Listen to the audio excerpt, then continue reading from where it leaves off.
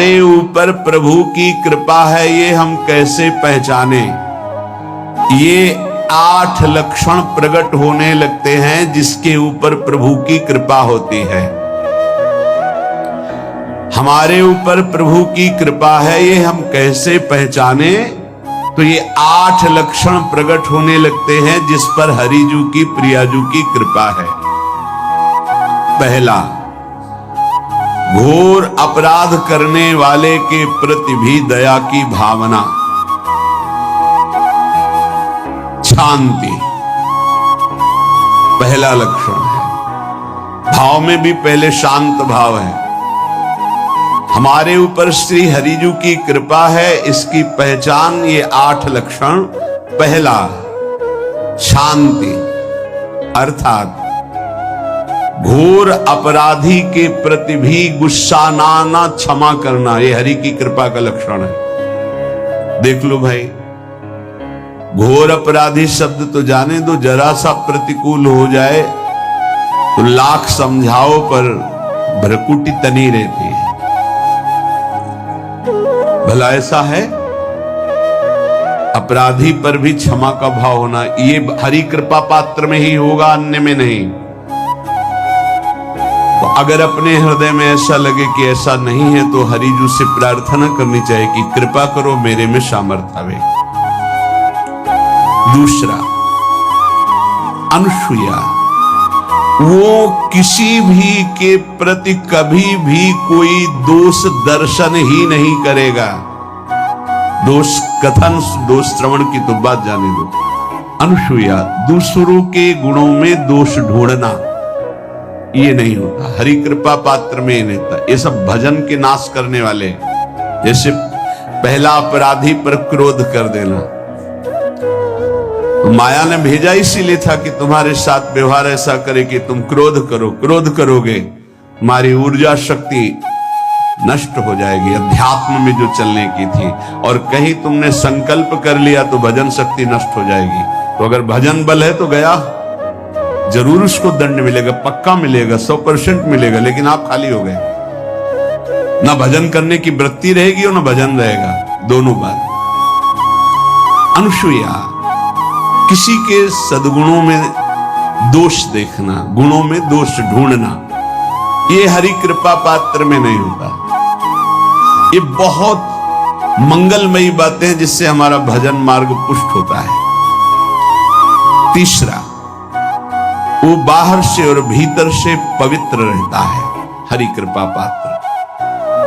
शौचाचार का ज्ञान होना चाहिए, वस्त्र आपके पवित्र होने चाहिए, ये बाहरी, जल रज आदि के द्वारा बाहरी पवित्रता। और निष्कपटता, निश्चलता, सत्य भाव, ये अंदर की पवित्रता है। अगर कपट है, छल है, असत्य है तो हृदय मलिन रहता है। भीतर और बाहर से पवित्र रहना, इसमें खास बात क्या है? भीतर और बाहर से पवित्र रहने में, भीतर और बाहर से सदैव पवित्र कौन रह सकता है? तो बोले जो पुंडरीकाक्ष भगवान श्री हरि का, प्रियाजू का स्मरण करता रहता है, वो शवायाभ्यंतर शुचि, वो बाह्य और अभ्यंतर दोनों से पावन रहता है। तीसरी जो कृपा का लक्षण है, अर्थात वो सदैव भगवत चिंतन परायण, शौचाचार का पालन करने वाला, बाहर और भीतर से हरि कृपा पात्र पवित्र रहता है। चौथा, ऐसे कार्यों का अनुष्ठान न करे जिनमें हमारा भजन छूटता है, जिनमें सत्य छूटता है, जिनमें भगवत भाव छूटता है। जैसे आपके ऊपर कृपा हुई, आप भगवत मार्ग में चल रहे हैं, अब आप ऐसे सांसारिक कार्यों का अनुष्ठान कर रहे हैं जिनमें आपकी चित्त वृत्ति बिल्कुल भगवत विमुख हो रही, तो जीवन का लाभ क्या होगा? लाभ तो है भगवत स्मरण सहित। कल एक ने प्रश्न किया कि मैं खाता तो नहीं हूं लेकिन मांस के दुकान में मांस बेचता हूं, होटल आता, क्या उचित है? ये उचित कैसे हो सकता है? तुम और भी तो व्यापार कर सकते हो। जरूरी है धर्म का पालन करने की इच्छा करते हो, धर्म आचरण करते हो, ऐसा नहीं। तो विरत बहुकर्मा, उन कर्मों से हमें विरत रहना है जो हमारे धर्म के विरुद्ध है, जो भजन के विरुद्ध है। हरि कृपा पात्र ऐसे कर्मों का अनुष्ठान कर ही नहीं सकता। अपने भजन का फल देखना भगवत कृपा पात्र की, सबको प्रदान कर देना। हिम्मत है?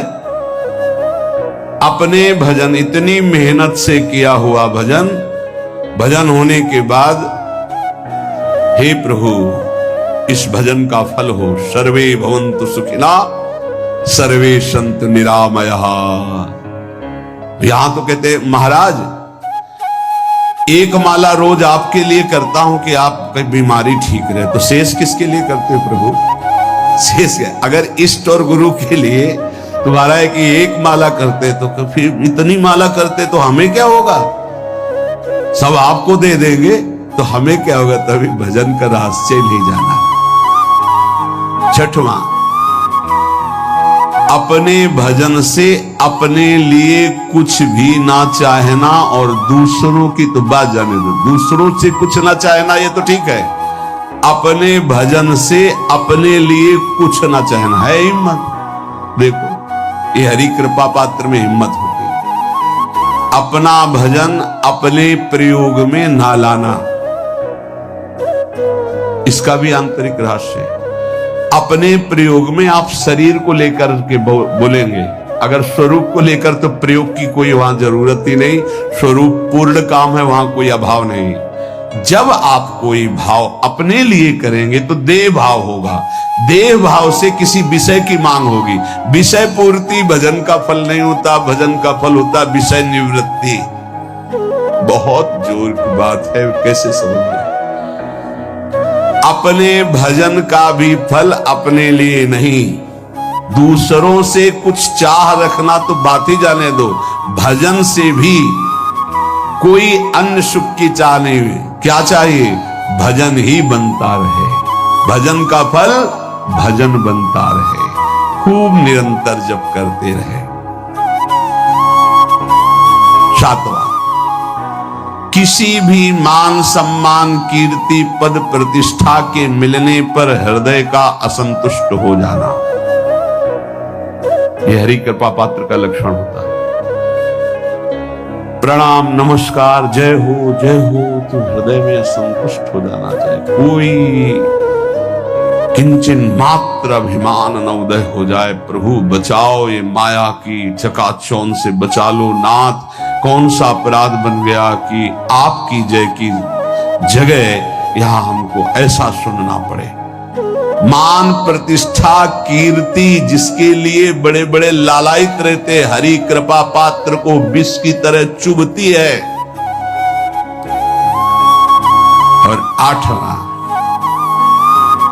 किसी भी प्राणी समुदाय से संबंध ना रखते हुए सब पर दया की भावना, सब पर कृपा की भावना, सब पर करुणा मैत्री पर किसी से ममता नहीं। ये सूत्र बहुत व्यवहार में प्रयोग करने योग्य है। सबसे करुणा और मैत्री पर किसी से ममता नहीं। करुणा तो करी भरत जी ने, मैत्री भी की मृग से, पर ममता रहित नहीं रहे। ममता कर ली तो अगला जन्म हिरण का हो गया। ममता नहीं रखनी। निर्ममो निरहंकारा, करुणा मैत्री तो करनी है, जैसे इसमें आदेश है, गीता में जी आदेश है, अद्वेष्टा सर्वभूतान मैत्रः करुणैव च, पर निर्ममो निरहंकारा, ये साधक की चतुरता है। प्राणी मात्र पर दया कृपा करुणा